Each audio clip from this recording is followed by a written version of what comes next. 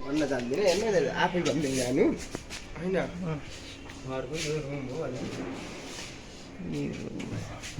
अब यो भित्रको पोर्सन भयो भित्रको गार्डन भयो गार्डन अब हाम्रामा के भन्छ नि अब लक्ष्मीमा भन्ने माता भने पनि जे भने पनि साउथमा हुन्छ नि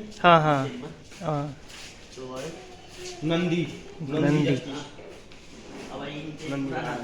दिया पुराना ताप्यकालमा के भन्छ दिया जलाउने मन्दिर उदिने काँडाहरू भएर ढुङ्गामा जलाउँथे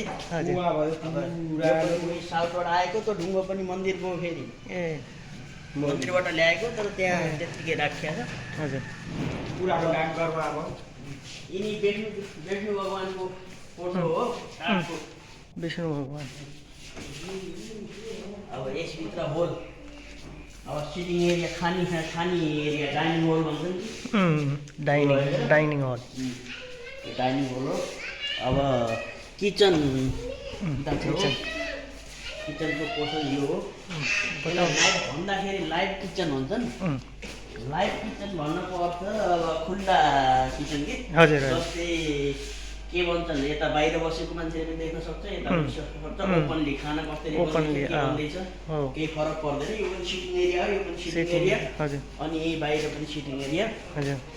अनि यहाँबाट यो पनि अब खुल्ला गार्डन छ यहाँ पनि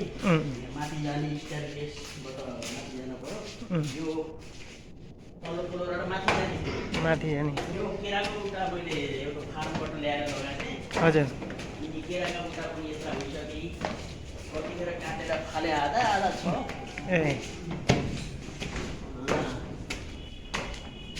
यो फर्स्ट फ्लोर यिनी हाम्रा भाइ बहिना बुहारी सबै यही आफ्नो हेलो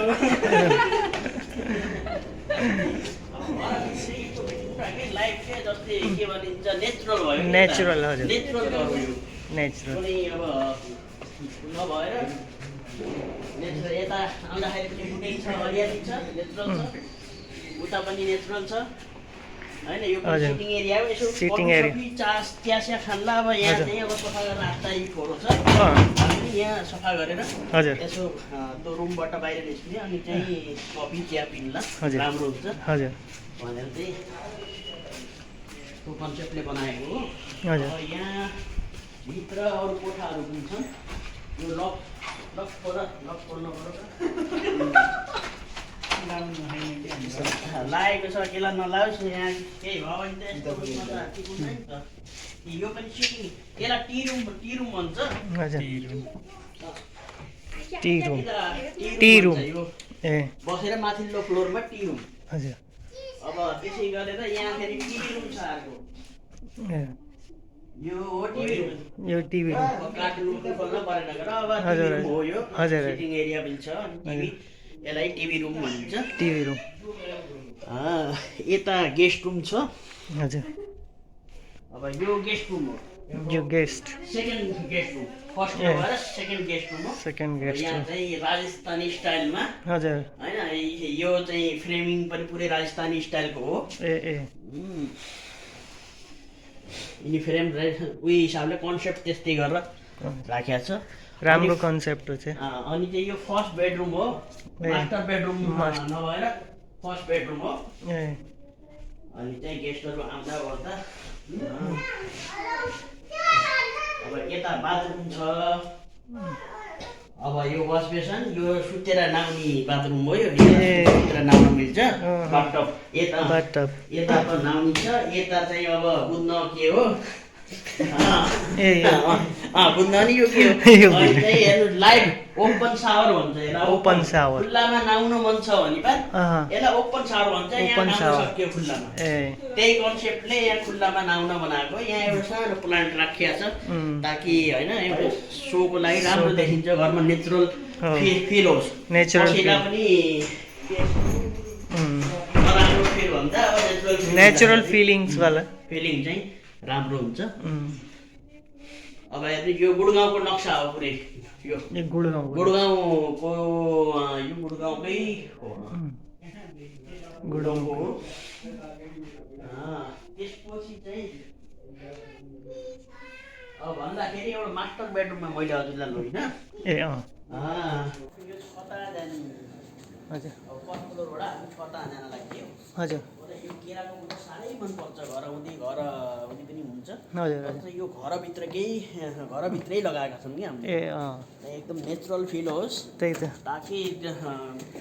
पाहाड आउँदै घर आउँदै बस्नु र हामी दिल्लीमा बसेका छौँ भन्ने चाहिँ हजुर हजुर त्यसमा फिलिङ्स डिफरेन्स नहोस् गाउँमा बसे चाहिँ फिलिङ्स आओस् छता आउँदाखेरि अब अलिअलि प्लान्टहरू यस्तो बुट्टाबुट्टी लगाएर हरियाली गरिरहेछ यहाँ बाँदरले खासै रहन दिनलाई बाँदर आउँछ यहाँ बाँदर आउँछ यो भनेको बामरी हो होइन तर यहाँ बेजिल लिप्स भन्छ बेजिल ए हजुर यो कन्टिन्युटल भनौँ न इटालियन हाल्नको लागि लिप्सहरू हजुर हजुर त्यसको लागि यो गमलामा लगाएको हो अरू पनि मैले लाउनु त धेरै चिज लाउँछु तर बाँदरले रहन दिँदैन अब धनियाँ टमाटरहरू लागेको अनि चाहिँ यिनी पुदिनाहरू पनि छ होइन अब तुलसीहरू पनि छ होइन पालक पनि लाउँछु गोबी पनि लाउँथेँ तर मिल्दैन यहाँ बाँदरले रहन नदिएर अलिक गाह्रो भएको छ अब यो छतको पोर्सन हो पुरा हरियाली अलिअलि अब गराउन सकेसम्म गराइएछ अब यो जाडाको बेला हो पतझर हुने बेला भएर अलि पात झर्दैछ कि त्यही भएर त्यति हरियाली नदेखिएला होइन अब हेर्नु यो तलै घरभित्रैको बुटो हो यो फुल हो कि फुल हो एउटा गमलामा लाएर मैले तलबाट यसो चाहिँ त्यसलाई ठुलो छेद गराइदिएको थिएँ त्यहाँबाट घरभित्रैबाट निक्लेर माथि छतसम्म आइपुग्यो अब यसलाई चाहिँ यो माथिबाट कभर गर्दै यतापट्टि लगेर झार्ने विचार छ मेरो राम्रो देखिन्छ हरियाली यतापट्टि पनि लहरा त्यहाँ तलसम्म पुऱ्याइसकेँ यो बुट्टाबाट यहाँ त झर्दैछ यी तल होइन अब तल देखिसक्नु मैले मनी प्लान्टहरू कसरी लाखु पुरै भरिरहेको छ है एकदम बढी अनि चाहिँ यहाँ पनि अब जाडाको बेलामा बस्नको लागि घाम ताप्न भनेर यहाँ फेरि सिटिङ एरिया बनाएको हो अहिले उल्टा सिधा छ अब मिलाएर राखिया छैन भनौँ अब टुस्ट हुन्छ काफी तर जाडाको बेलामा बस्नलाई अति राम्रो फिलिङ हुन्छ यहाँ नेचुरल एयरको साथमा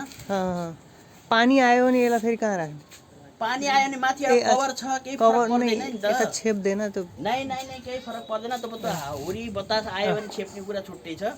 नत्र चाहिँ अब पानी आयो पनि केही फरक पर्दैन एकदम आनन्दमय हामी चाहिँ नेपालमै बसेका छौँ कि भने जस्तो फिल हुन्छ कि यहाँ बस्दाखेरि त्यही त राम्रो छ उतापट्टि यो घरबाट चारैतिर हेर्नु बुटै बुटा छ हाम्रो घर यो सबै बुटाहरू हाम्रै घरको नेपाल आए जस्तो भयो यो हेर्नु अब बेलौतीका बुटासम्म लाखु मैले हेर्नु बेलौती म्याका बुटा बेलौती यो लिचीको यो लिची यो यसलाई चिकु भन्छ चिकु अब बेलौती भाइहरू आएर बेलौतीका बुटा पनि कसरी छामा घाम भयो त्यही भएर छामा गएर बसेका छन् ती होइन कस्तो फिलिङ कति राम्रो भयो होइन घाम भएको बेलामा बस्न पाइएको छ आनन्द भएर बसेका छन् केही टेन्सन छैन उता कागती पनि छ त्यहाँ कागतीको बुटो यो कागती हो यसलाई यो भब्बुको बुटो लाखु फेरि यो भब्बुको अब म्याको बुटा हेर्नु छ भने ल हेर्नु म्याको बुट्टा मैले गमलैमा लाखु यत्रो बसे फल्छ कि नै फल अब फले पनि कटर तल लागेको छु कटर छ त्यहाँ कडी पत्ता छ यो सिउडीको बुटो सिउडी भन्छ क्याक्टस भन्ने अब इङ्ग्लिसमा भयो के रे यसलाई चाहिँ सिउडी भन्छ के जङ्गली सिउडी भने पनि भयो अब जे भने पनि भयो यो आँपको बुटो हो तर हुन राम्ररी हुर्किया छैन अब यसलाई पनि हुर्काउने प्रोसेसिङमा छु तर यहाँबाट हेर्दाखेरि तपाईँलाई अरू पनि मैले यहीँ माथिबाट देखाइदिन सक्छु होइन यहाँ यसो यहाँ आउनु अब त्यो तलै हेर्नु कस्तो चम्पा भन्छ भन्दाखेरि नेपालमा गोलेची भन्छ होइन गोलेचीको बुटो भब्बुको बुटो पानका पात उता भब्बुको बुटो त्यहाँबाट फेरि यो कडी पत्ता त्यही तल मैले कटरको बुटो पनि लाखु एकदम फिलिङ हेर्नु न माथिबाट हेर्दा यो फुल पनि हेर्नु न यता देखाउनुहोस् त फुल कति राम्रो देखिया छ यो तलबाट आऊ तलैदेखि माथिसम्म कत्रो भइसक्यो एकदम राम्रो भनेपछि त्यस्तो छ अब जोतोले यस्तो गराएर अर्थ बस्न सक्दैन अब हामीले चाहिँ अलिअलि चाहिँ गराइएको छ भन्नु पर्यो राम्रो एकदम बढिया राम्रो लाग्यो यस्तो कन्सेप्ट फर्स्ट टाइम मैले इन्डियामा देखेँ यहाँ दिल्ली इन्डियामा नभएर विदेशबाट आएर पनि म्यागजिनमा यसलाई छपाइया छ ए अँ म्यागजिनहरू पनि छापिया छ यसमा मेरो सुट पनि भएको छ तल ए अँ मेरो अनि चाहिँ अब